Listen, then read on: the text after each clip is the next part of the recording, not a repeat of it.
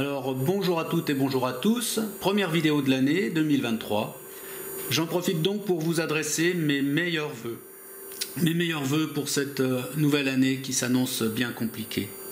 J'en profite aussi pour vous remercier parce que j'ai remarqué que vous êtes de plus en plus nombreux à vous abonner sur ma chaîne. On arrive bientôt à 1000 abonnés. Vraiment merci, je suis très touché par l'attention que vous portez à ce que je publie. J'en déduis que c'est le contenu qui doit vous intéresser parce que la forme n'est pas très professionnelle. Mais le message est le plus important.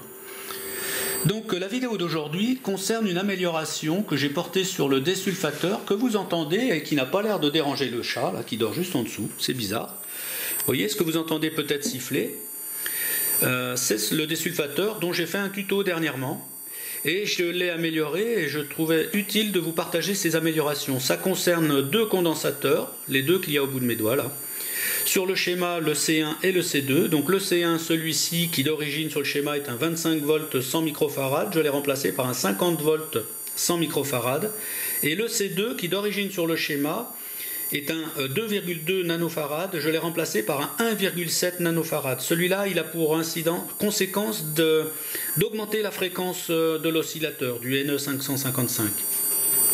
Je vous invite également à bien utiliser ces deux petits appareils si comme moi vous faites de la récup de composants pour juger du meilleur condensateur à utiliser, celui qui a la plus faible résistance interne, donc l'ESR le plus faible. Ces deux petits appareils sont vraiment essentiels.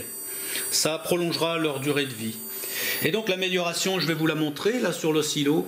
On arrive à une tension max sur le pic de 82 volts. Avant l'amélioration, on était à entre 18 et 22-25 volts. Donc autant vous dire que ça devait désulfater, mais pas grand-chose. C'est pour ça que ça a marché un petit peu sur la batterie au plomb d'un onduleur d'ordinateur. C'est des petites batteries.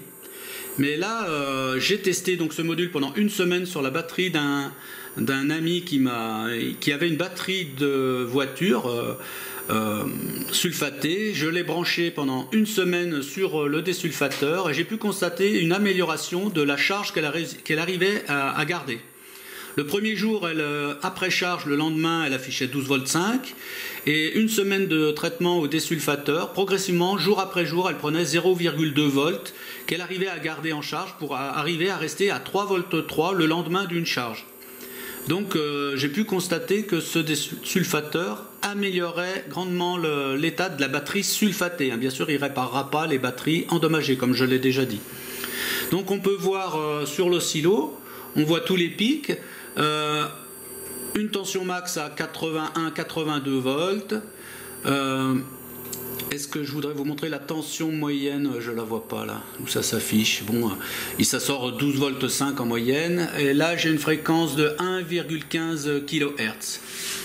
Voilà. Et puis, une indication qui fait que le module est pas mal, c'est que le sifflement qu'on entend est audible. Et je ne sais plus où j'ai lu ça quelque part concernant ces désulfateurs. Le fait qu'on l'entende, c'est une bonne chose. Bon, c'est un avis et je vous laisse juge de l'avis que j'émets là parce que je ne suis pas électronicien comme je vous l'ai déjà dit. Moi, je suis pragmatique et j'ai constaté qu'une semaine d'utilisation de ce module améliore grandement les batteries. Voilà les amis, merci d'avoir regardé cette vidéo.